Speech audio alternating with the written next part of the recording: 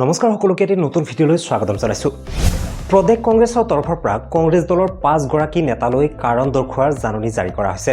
প্ৰদেশ কংগ্ৰেছৰ অনুশাসন সমিতিৰ তৰফৰ পৰা কংগ্ৰেছ দলৰ 3 গৰাকী বিধায়ক সহ 5 গৰাকী নেতাক কাৰণ দৰ্শোৱাৰ জাননী জাৰি কৰা হৈছে আৰু তেওঁলোকক অহা 7 দিনৰ ভিতৰত কাৰণ দৰ্শোৱাৰ জাননীৰ প্ৰত্যুত্তৰ দিবলৈ কোৱা হৈছে। কোন এই 5 গৰাকী নেতা য'ত 3জনকৈ বিধায়ক আছে সেই সমগ্ৰ বিষয়টো লৈ পেলাই আজিৰ এই ভিডিঅ'টোত আলোচনা কৰিম। গতিকে ভিডিঅ'টো শেষলৈকে চাব বুলি আশা কৰিছোঁ আৰু যদিহে আপোনালোকৰ মতামত মোৰ মতামতৰ সৈতে আপোনালোকে সহমত পোষণ কৰে তেতিয়াহ'লে এটা লাইক কৰিব। যদি প্ৰথমবাৰৰ কাৰণে চেনেলত আহিছে তেতিয়াহ'লে চেনেলটো ছাবস্ক্ৰাইব কৰিব আৰু যদি নিজৰ কিবা মতামত থাকে সেয়া আপোনালোকে কমেণ্ট যোগে জনাবলৈ নাপাহৰিব। গতিকে আগবাঢ়িছোঁ আজিৰ ভিডিঅ'ৰ আলোচনালৈ।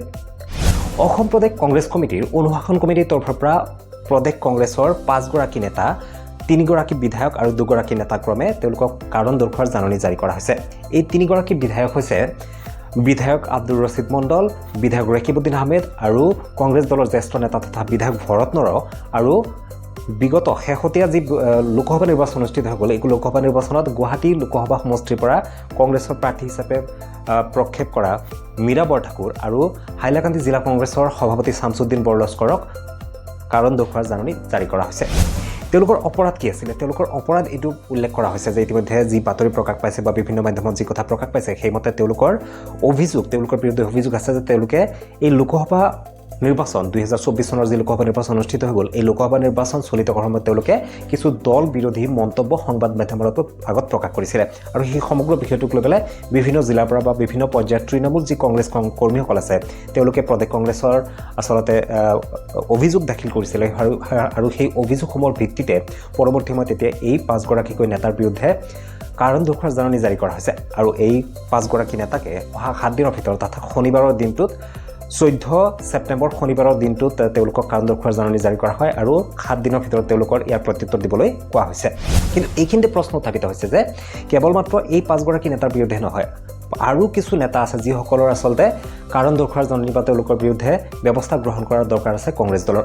কিয়নো ইতিমধ্যে কংগ্ৰেছ দলত থাকি কংগ্ৰেছ দলৰ প্ৰতীক চিহ্নত বিধায়ক হিচাপে নিৰ্বাচিত হৈ 3.5 বছৰ কাৰ্যকাল চলাই থকাৰ পিছতো কংগ্ৰেছী বহু কেইবাজন বিধায়কৰ বিৰুদ্ধে অভিযোগ যে তেওঁলোকে আচলতে বিজেপিৰ লগত তেওঁলোকৰ হলিগলি আছে বা বিজেপি দলত তেওঁলোকে মনটো যদি কংগ্ৰেছত আছে তেওঁলোকৰ দেহটো যদি তেওঁলোকৰ কংগ্ৰেছত আছে মনটো কিন্তু আচলতে বিজেপিৰ লগত আছে। তেনে ক্ষেত্ৰত কেইবাজনো বিধায়কে ইতিমধ্যে মুকলিমূৰীয়াকৈ বিজেপিক সমৰ্থন জনাইছে, মুখ্যমন্ত্ৰীৰ কাম কাজক সমৰ্থন জনাইছে বা মুখ্যমন্ত্ৰীৰ লগত তেওঁলোকৰ যথেষ্ট ভাল সম্পৰ্ক।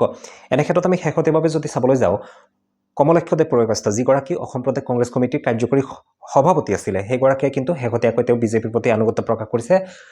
তেওঁ বিজেপিৰ সমৰ্থন কৰা বুলি তেওঁ ইতিমধ্যে উল্লেখ কৰিছে। ইয়াৰ উপৰিও শশীকান্ত দাস লগতে বসন্ত দাস আদি কৰি বাগভৰ বিধানসভা সমষ্টিৰ বিধায়ক শ্বেৰমান আলী আহমেদ ইতিমধ্যে নিলম্বিত হৈ আছে। তেওঁ বিভিন্ন সময়ত কংগ্ৰেছ দলৰ বিভিন্ন কাৰ্যকলাপত কিন্তু বিৰোধিতা কৰি বিভিন্ন মন্তব্য প্ৰকাশ কৰে। ইয়াৰ উপৰিও বিধায়ক ছিদ্দিক আহমেদৰ বিৰুদ্ধে এনেকুৱা অভিযোগ আছে।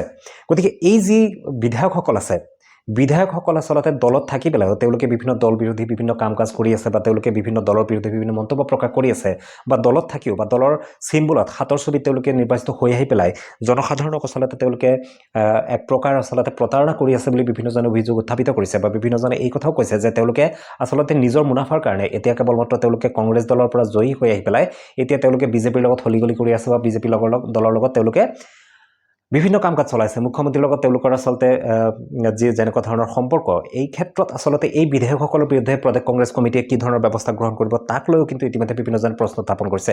এই ক্ষেত্ৰত কিন্তু এটা কথা উত্থাপন হৈছে বা বিভিন্নজনে এই ক্ষেত্ৰত প্ৰদেশ কংগ্ৰেছৰ ওপৰতো প্ৰশ্ন উত্থাপন কৰিছে যে কেৱল মাত্ৰ বিধায়ক শ্বেৰমান আলীৰ বিৰুদ্ধে কিয় আচলতে তেওঁৰ বিধায়ক পদ খাৰিজ কৰিব লাগে বুলি অসম বিধানসভাৰ অধ্যক্ষ বিশ্বজিৎ দৈমাৰীক বাৰে বাৰে হেঁচা প্ৰয়োগ কৰা হৈ আছে।